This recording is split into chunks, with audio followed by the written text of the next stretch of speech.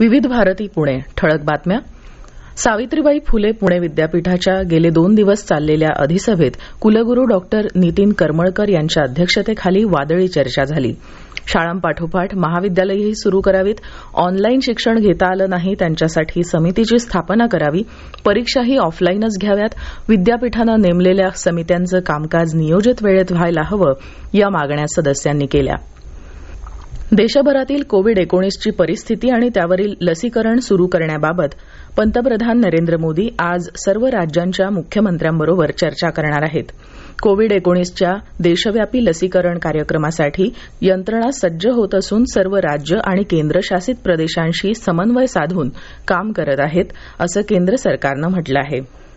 पुणे जिल्ह्यात कोरोनाबाधितांच्या संख्येत काल 635 नवीन रुग्णांची भर पडली. कोविड-19मुळे काल जिल्ह्यात 7 रुग्णांचा मृत्यू झाला.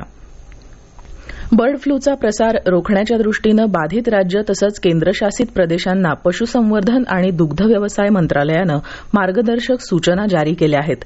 महाराष्ट्रात मुंबई, ठाणे, दापोली, बीड आणि परभणीमध्ये काही पक्षी मरण पावल्याच्या घटना घडल्या. मात्र या पक्ष्यांच्या मृत्यूचं नेमकं कारण अजून स्पष्ट झालेलं नाही.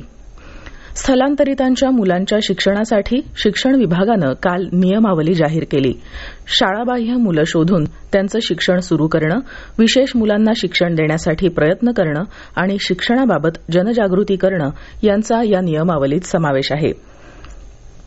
सिडनी क्रिकेट कसोटीत विजयासाठी 407 धावांचा पाठलाग करताना भारताच्या दुसऱ्या डावात आतापर्यंत 3 गडी बाद 216 धावा झाल्या आहेत.